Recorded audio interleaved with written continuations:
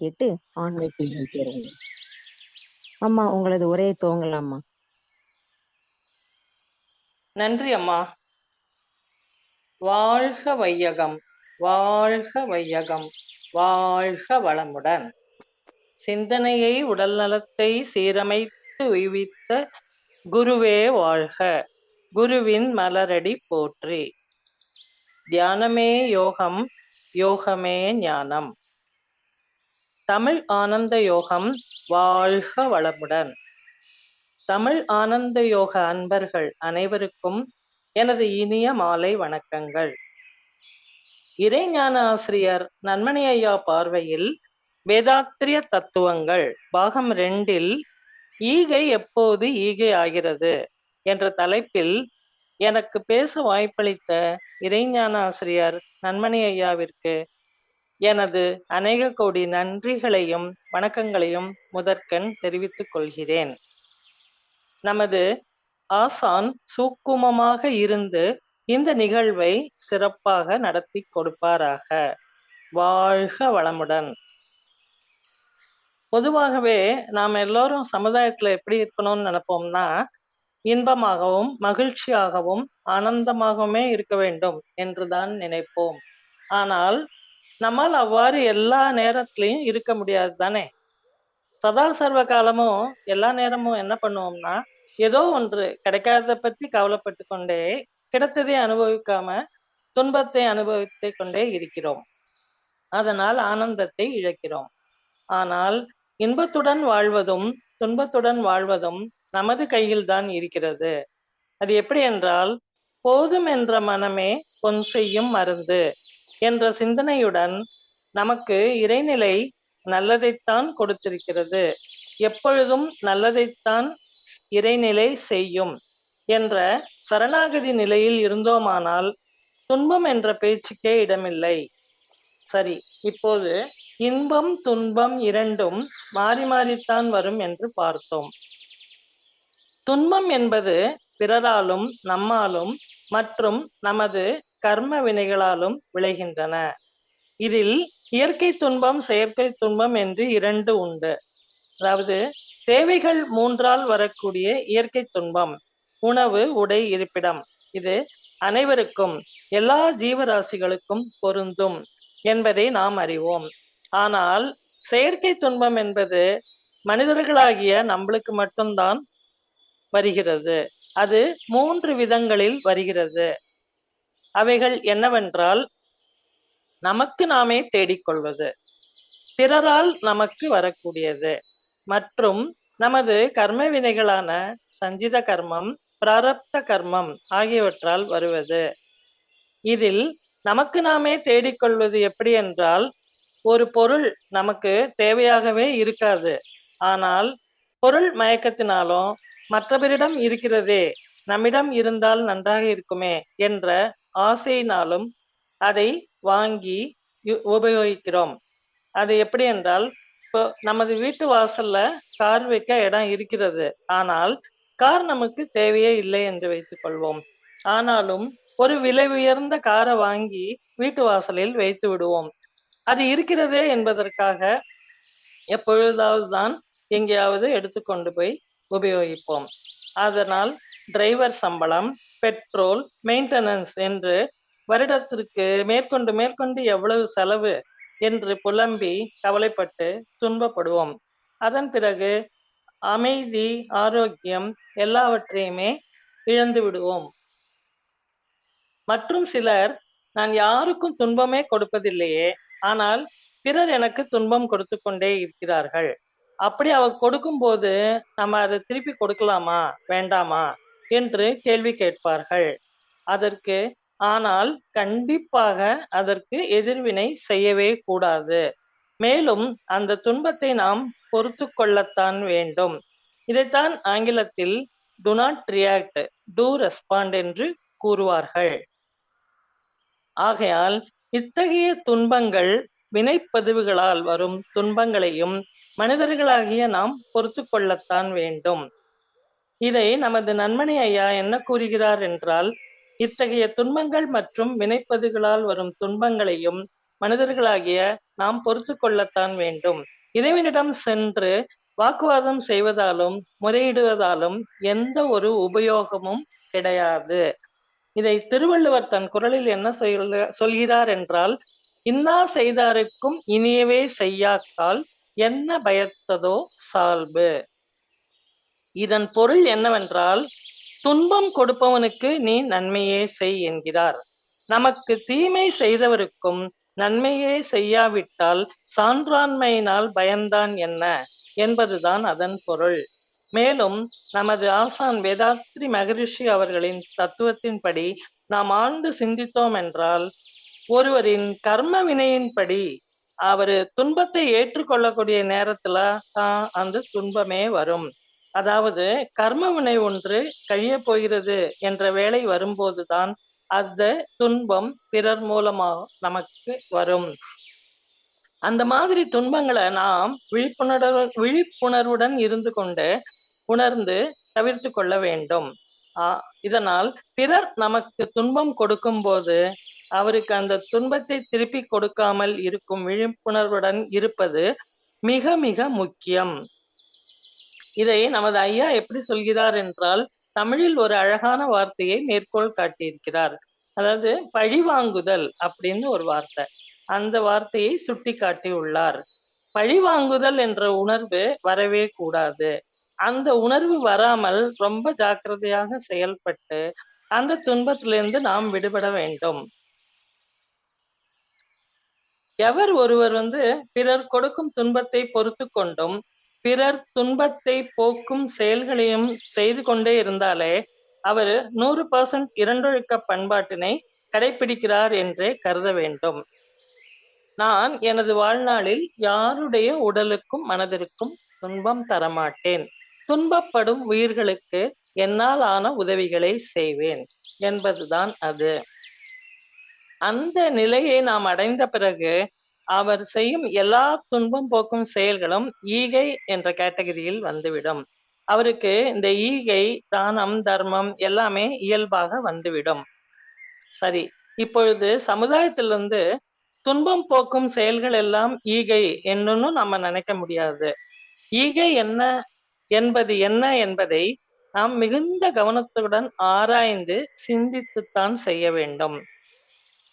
நமது சமுதாயத்துல பெரும்பாலான மனிதர்கள் செயற்கையாக ஒரு துன்பத்தை உருவாக்கி கொண்டு அதற்கான உதவியை நாடுவார்கள். உண்மையான துன்பமானது இயற்கையின் நியதிக்குட்பட்ட இயற்கை துன்பமாகத்தான் இருக்கும். இதை உதாரணமாக, நமது நண்பர் ஒருவர் தொலைக்காட்சி பெட்டி அல்லது அலைபேசி ஏதாவது வாங்குவதற்கு ஆசைப்படுகிறார் என்று வைத்துக் கொள்வோம். ஆனால் அவரிடம் பணம் பற்றாக்குறையாக இருக்கிறது என்று வருத்தப்படுகிறார். அவரிடம் இருக்கும் பணத்திலேயே அந்த பொருளை வாங்கி விடலாம். ஆனால் விலை உயர்ந்த பொருள்தான் வாங்க வேண்டும் என்று நினைத்து கவலைப்படுகிறார். உடனே நாமும் பரிதாபப்பட்டு அவரது துன்பத்தை போக்குகிறேன்னு சொல்லிட்டு அந்த பற்றாக்குறையான பணத்தை கொடுத்து அவருக்கு உதவி விடுவோம். அவரும் அந்த பொருளை வாங்கிவிட்டு உபயோகித்து வருவார். ஆனால் தொடர்ந்து அவர் எல்லா நேரமும் தேவையில்லாத நிகழ்ச்சிகளையும் செய்திகளையும் பார்த்து தன்னோட நேரத்தையும் வீணடிச்சுட்டு மனத்தையும் கெடுத்துக் கொள்வார். அதன் மூலம் அவருக்கு அவரோட ஆரோக்கியம் கெட்டுவிடும். ஆகையால் இத்தகைய துன்பம் போக்கும் ஈகையாக இருக்க முடியாது. துன்பத்தை கொடுத்த நிகழ்வாகவே இருக்கும். இதை நாம் கண்டிப்பாக தவிர்க்க வேண்டும். இதற்கு பதில் ஏழை குழந்தைகளுக்கு புஸ்தகம் வாங்கி கொடுத்தோ அல்லது அவர்களுக்குரிய பள்ளி கல்லூரி கட்டணங்களை செலுத்தியும் நாம் உதவி செய்யலாம். அதையும் அவர்கள் சிறந்த முறையில் உபயோகித்து சிறந்த நிலைக்கு வந்துவிட்டார்கள் என்பதை நம் கண்கூடாக பார்த்து விட்டோமானால் அதைவிட பேரானந்தம் வேறு எதுவும் இல்லை. அதுதான் உண்மையான துன்பம் போக்கிய ஈகை என்று நாம் உணர வேண்டும். இது போலத்தான் பலர் என்ன சொல்கிறார்கள், ஈகை செய்கிறேன் என்று நினைத்து கொண்டு தொண்டு நிறுவனங்களுக்கும் பொருள் உதவி செய்கிறேன் என்று அவர்களுக்கு தேவையில்லாத எல்லாம் கொடுத்து துன்பத்தையே கொடுக்கின்றனர். அவ்வாறு கொடுக்கும் பொருள்கள் எல்லாம் எல்லா காலத்திலும் துன்பம் கொடுப்பவைகளாகத்தான் இருக்கும். அப்படி ஏதாவது செய்ய வேண்டும் என்று நினைத்தால் முன்கூட்டியே அந்த நிறுவனங்களிடம் பேசி அவர்களுக்கு எது தேவையோ அதை வாங்கி கொடுத்து நாம் திருப்தி அடையலாம். இதன் மூலம் தேவைகள் மூன்றின் குறைபாட்டினால் ஏற்படும் இயற்கை துன்பங்களை போக்கும் செயல்கள்தான் உண்மையான ஈகை என்று நாம் தெளிவாக புரிந்து கொள்ள முடியும். நமது அருட்தந்தை உலகில் என்ன சொல்கிறார் என்றால், இவ்வுலகில் பொருள் வறுமை என்பதே இல்லை, ஆனால் அறிவு வறுமை என்பதே அதிகமாக இருக்கிறது என்கிறார். அதாவது பொருள் வறுமை குறைவாகவும் அறிவு வறுமை அதிகமாகவும் இருப்பதாக நாம் பொருள் கொள்ள வேண்டும். மேலும் சில விஷயங்கள் கடமைக்காக செய்யும் நிகழ்வுகளை ஈகை என்று நாம் கணக்கிட முடியாது. எடுத்துக்காட்டாக, ஆதரவற்ற குழந்தைகள் இல்லம் அல்லது முதியோர் இல்லங்களுக்கு உதவி செய்து ஈகை என கூறிவிட்டால் போதும், உடனே அங்கு பல திரண்டு ஒரே நேரத்துல உணவுப் பொருள்களை கொடுத்து விடுவார்கள். அப்படி கொடுத்து விட்டாலும் அது வீணாகித்தான் வரும். அதே சமயத்துல ஈகை என்ற பெயரில் பணமாக சில பேர் கொடுத்து உதவுவார்கள். அதுவும் அளவுக்கு அதிகமாக சேர்ந்து விட்டால் அந்த அமைப்பு நடத்துவதற்கு என்ன ஆகும், அவர் வேறு விதத்துல குறுக்கு வழியில யூஸ் பண்ற விதத்துக்கு மாறும் சூழ்நிலையாகவும் ஆகிவிடுகிறது. ஆகையால் ஈகை என்றால் எதை கொடுப்பது? பணம் அல்லது பொருள்களை கொடுப்பது ஈகை ஆகாது. கொடுப்பதெல்லாம் ஈகை அல்ல. எங்கு துன்பம் இருக்கிறதோ அதை நன்கு ஆராய்ந்து அந்த துன்பம் போகும் அளவிற்கு துன்பம் போக்குவதற்கு கொடுத்தால் மட்டுமே ஈகையாக கருதப்படும். சில பேர் என்ன பண்ணுவாங்கன்னா, இந்த கோவில்கள்ல வெளிச்சம் வேணும் அப்படின்னு சொல்லிட்டு கோவில்களுக்கு டியூப் லைட் வாங்கி தரேன் அப்படின்னு சொல்லிடுவாங்க.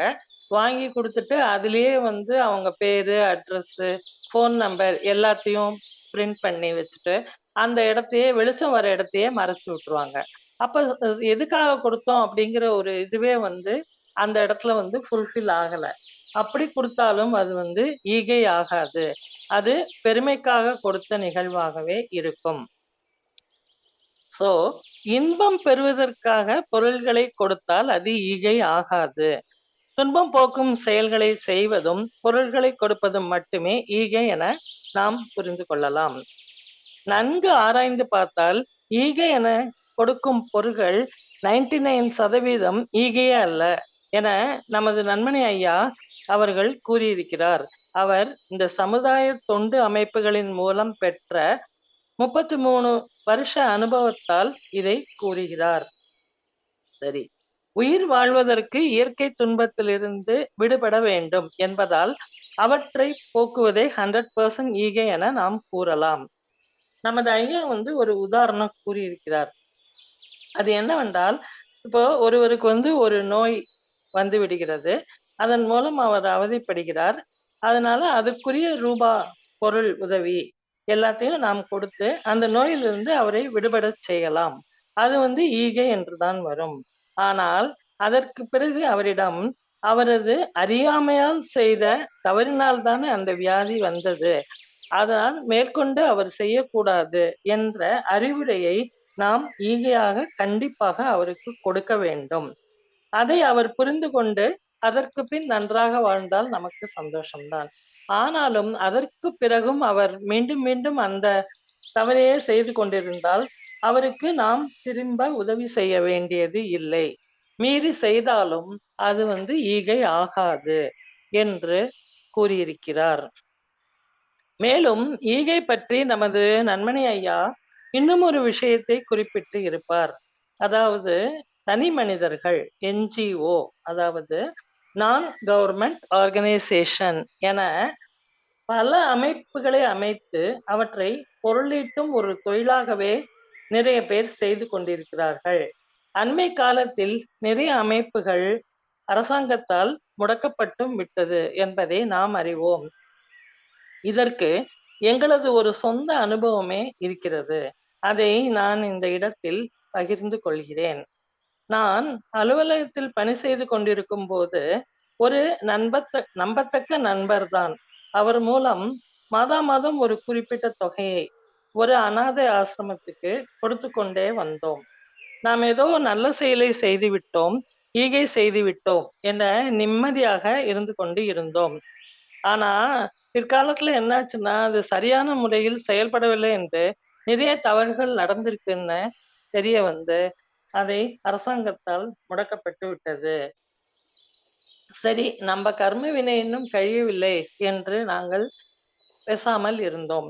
அதற்கு பிறகு சில வருடங்களுக்கு பிறகுதான் நமது வேதாத்திரிய தத்துவங்கள் பயின்ற பிறகும் நமது ஐயா அவர்களோட உரைய திருப்பி திருப்பி கேட்ட பிறகுதான் மற்றொரு சிறந்த நண்பர் கிடைத்தார். அவர் மூலம் நல்லதொரு முதியோர் இல்லம் ஒன்றை அறிந்து இப்போது சில வருஷங்களாக சில உதவிகளை செய்து கொண்டு வருகிறோம். அங்கு இருப்பவர்களும் நன்றாக அதை உபயோகித்து ஆத்ம திருப்தி அடைகிறார்கள் என்பதை கண்கூடாக பார்த்து நாங்களும் மன நிம்மதி அடைகிறோம். அதனால் மனதில் பரமானந்தம் அடைவதை உணர்கிறோம். இதன் மூலம் உண்மையான ஈகை செய்ய வேண்டும் என்ற எண்ணம் நம் மனசுல இருந்ததுன்னா, ஆழ் மனசுல ஒரு தீயாக இருந்ததுன்னா, அது அந்த தேவை இருப்பவர்கள் நம்மிடம் நேரடி வருவாங்க. அப்படி இல்லாட்டாலும் நமக்கு இயற்கையால் அடையாளம் காட்டப்படும் என்பதை நாம் உணரலாம். அப்படிப்பட்ட இடத்தில் நாம பொருளாகவோ, உடலாலோ, மனத்தாலோ, அறிவாலோ ஈகையினை கண்டிப்பாக செய்ய முடியும். இந்த இடத்துல இன்னொரு ஒரு சின்ன நிகழ்வை நான் சொல்லிக்கொள்ள விரும்புகிறேன். அதாவது நான் அலுவலகத்தில் பணி செய்து கொண்டிருக்கும் போது ஒரு சிறிய பெண் ரெகுலர் கஸ்டமராக வருவாள். சுமார் 20 வயசு தான் இருக்கும். அந்த பெண் என்ன சொன்னாள் என்றால், கல்லூரியில் படித்த நேரம் போக விடுமுறை நாட்களில், அதாவது சனி ஞாயிறு அல்லது விடுமுறை நாட்கள்ல முதியோர் இல்லங்கள் இல்லைன்னா அநாத ஆசிரமம் இதுக்காவது போய் நேரத்தை செலவழித்து விடுவேன். எப்படி என்றால் அங்கு இருப்பவர்களிடம் விடுகதைகள் சொல்லி, அப்புறம் குறுக்கெழுத்து போட்டி முதலியவைகளை எழுதச் செய்து, அப்புறம் மற்றும் ஆடல் பாடல் என்று அவர்களை உற்சாகப்படுத்தி அவர்களை சந்தோஷப்படுத்துவான். அவங்க சந்தோஷப்படுறத பார்த்துட்டு எனக்கு ஒரே சந்தோஷமாகவும் இருக்கும். இதை ஒரு கடமை அல்லது ஈகை எப்படி வேணா இருந்துக்கலாம், நான் எடுத்திருக்கேன், செய்கிறேன் அப்படின்னு சொல்வாள். இந்த இடத்தில் நான் அதை நினைவு கூறுகிறேன். அந்த பெண் அந்த வயதிலேயே நமது வேதாத்திரிய தத்துவங்களை பயின்றிருப்பாளோ என்று எனக்கு இந்த நேரத்தில் நினைக்க தோன்றுகிறது. உண்மையான ஈகை செய்யும் போதுதான் நமது கர்மவினை பதிவுகள் கழித்துக் கொள்வதற்கான வாய்ப்பு கிடைக்கும். அப்படி செய்யும் போது நம்மிடம் எந்த எதிர்பார்ப்பும் இருக்காது, பிரதிபலனும் எதிர்பார்க்காது. அடுத்து இவ்வாறு எப்பொழுது செய்ய போகிறோம் என்ற உணர்வே இருந்து கொண்டு இருக்கும். அதற்கு இடைநிலை மனநலம் உடல் நலம் தர வேண்டும் என்ற சிந்தனையும் சங்கல்பமுமே நம் மனதில் எப்போதும் இருக்கும். அதை இறைநிலை நமக்கு நிச்சயம் கொடுத்து கொண்டிருக்கிறது, மேலும் கொடுக்கும். மேற்கொண்டு வாழ்க்கை தேவை என்ன, வாழ்க்கையின் தத்துவங்கள் என்ன என்பதை யாருக்கும் போதிக்கப்படவில்லை. இதற்கான அறிவை கொடுப்பதுதான் மிகப்பெரிய ஈகை என்பதை நமது அருட்தந்தை கூறுகிறார். இதுதான் மிகப்பெரிய துன்பம் போக்கும் சேவை என கருதி கடந்த 30-35 வருஷங்களாக நமது இறைஞான ஆசிரியர் நன்மணி ஐயா தொடர்ந்து செய்து கொண்டு இருக்கிறார். நாம் அவரது கைகளையும் கால்களையும் கெட்டியாக பிடித்து கொண்டு நாம் நமது வாழ்க்கை பயணத்தை தொடர்ந்து சிறப்பாக பயணிப்போம் என்று கூறிக்கொள்வதில் பெருமிதம் அடைகிறேன். ஆகவே பிறரது வாழ்க்கையில் செயல் மாற்றங்களை கொண்டு வர வேண்டுமானா நம்மை ஃபர்ஸ்ட் தகுதிப்படுத்திக் கொள்ள வேண்டும் என்பதை நாம் இந்த இடத்தில் உணர்கிறோம். இதைத்தான் நமது ஐயா கீழ்கண்ட முறையில விளக்குகிறார். எப்படின்னா, இப்போ நாம தேடி சென்று ஒரு 50 பேருக்கு கல்வியை கொடுத்தால் அதில் ஒருவர் கூட பின்பற்றவில்லை என்றால் ஒரு உபயோகமும் இல்லை. அதற்கு மாறாக ஒரு 50 அல்லது 100 பேர் தாமாக முன்வந்து இதை கற்றுக்கொண்டு ஒருவராவது இதன் நுட்பங்களை உணர்ந்து செயல் மாற்றம் கொண்டு வந்தார்கள் என்றால் அதுவே மிகச்சிறந்த வெற்றி, அதுவே மிகச்சிறந்த ஈகை என்பதை நாம் அறிந்து கொள்வோம். சமீபத்தில் நமது சோமசுந்தர ஐயா ஒரு விளக்கம் கொடுத்திருந்தார். அதாவது ஹெலன் கெல்லர் என்ற மாற்றுத்திறனாளி, அதாவது அவங்களுக்கு கண் காது செவி செயல்படாது, ஆனால் நுகர் உணர்வு தொடு உணர்வு இவை மட்டும்தான் உண்டு. இவைகளை கொண்டு பல தொண்டுகள் செய்து மாற்றுத்திறனாளிகளுக்கு நிறைய விதத்தில் உபயோகித்து நோபல் பிரைஸும் வென்றார் என்பதையும் நாம் அறிவோம். ஆகையால் பஞ்சபூதங்களால் ஆன இந்த உடலில் பஞ்ச இயந்திரங்களை நமக்கு இறைநிலை சிறப்பாக கொடுத்திருக்கிறது.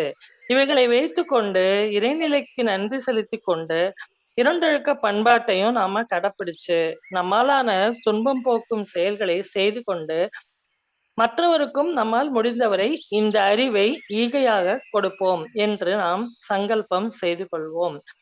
மேலும் நமது மகரிஷி ஐயா பாவம் புண்ணியம் பற்றி சொல்லியிருக்கிறார். அது என்னவென்றால், எண்ணம் சொல் செயல் மூன்றாலும் தனக்கோ பிறருக்கோ தற்காலத்திலோ பிற்காலத்திலோ அறிவிற்கோ உணர்ச்சிக்கோ துன்பம் தருவதனால் அதுவே பாவம் எனப்படும். எண்ணம் சொல் செயல் மூன்றாலும் தனக்கோ பிறருக்கோ தற்காலத்திலோ பிற்காலத்திலோ அறிவிற்கோ உணர்ச்சிக்கோ துன்பம் தரவில்லை என்றால் அதுவே புண்ணியம் எனப்படும் என்று கூறியிருக்கிறார். மேற்கொண்டு இச்சிந்தனையின் மூலம் ஈகை என்பதை பற்றி என்னுடைய புரிதலின்படி கூறியிருக்கிறேன். ஏதாவது தவறு இருந்தால் மன்னித்தருளும்படி கேட்டுக்கொள்கிறேன். மேலும் சமீபத்தில் நான் படித்ததில் பிடித்ததை ஒன்றை இங்கே சொல்லிக் கொள்கிறேன். அதாவது தனக்கு மிஞ்சிதான் தான தர்மம் என்று கூறுவார்கள். அதை நாம் எல்லோரும் தவறாக புரிந்து கொண்டிருக்கிறோம். அது எப்படின்னா, தனக்கு மிஞ்சினது தான தர்மம் மட்டும்தான். அதாவது நம்முடன் கூட வருவது நாம் செய்த செயல்கள் தான தர்மம், ஈகை, புண்ணியம் மட்டும்தான். வேற எதுவும் சொத்தோ சொந்த பந்தமோ அல்ல. அதனால இவற்றை நாம மனதுல கொண்டு நம்மால இயன்ற நற்செயல்களை செய்து கொண்டு சிறந்ததொரு ஞானத்தை அடைய முயற்சி செய்வோம் என்று சொல்லிக் கொள்கிறேன். மேலும் நம்ம கண்ணதாசன் ஐயா சொன்ன மாதிரி, நாளை பொழுதை இறைவனுக்கு கழித்து நடக்கும் வாழ்வில் அமைதியை தேடு, உனக்கும் கீழே உள்ளவர் கோடி நினைத்து பார்த்து நிம்மதி நாடு. நினைத்து பார்த்து நம்மாலான உதவிகளை செய்து கொள்வோம் என்பதை இந்த இடத்தில் நான் சொல்லிக் கொள்கிறேன். மேலும் நமது சசிகுமார் ஐயா இந்த 3 புத்தகங்களின் முகவுரையில் என்ன சொல்லியிருக்கிறார் என்றால், யான் பெற்ற இன்பம் பெருக இவ்வையகம் என்ற வாசகத்தை மேற்கோள் காட்டியிருக்கிறார். அதன் அடிப்படையில சமுதாயத்துல ஒவ்வொருவருக்கும் இந்த புத்தகத்தை நாம் கொண்டு சேர்க்க வேண்டிய ஒரு தொண்டினை செய்யுமாறு பணிவன்று நம் மெய்யன்பர்கள் எல்லோரையும் கேட்டுக்கொள்கிறேன். இந்த புத்தகம் எல்லாமே மிகவும் பொக்கிஷம். இதை நாம திரும்ப திரும்ப படிப்பதால் நம்மளுக்கு புது புது விஷயங்கள் நம்மளுக்கு கிடைக்குது, புது புது தெளிவு கிடைக்கிறது என்பதில் எந்த மாற்று கருத்தும் இல்லை. மற்றபடி ஏதாவது தவறு இருந்தால் மன்னித்தருளும்படி கேட்டுக்கொள்கிறேன். மெய்யன்பர்கள் அனைவருக்கும் எனது இனிய தமிழர் திருநாள் நல்வாழ்த்துக்கள். வாழ்க வையகம், வாழ்க வையகம், வாழ்க வளமுடன்.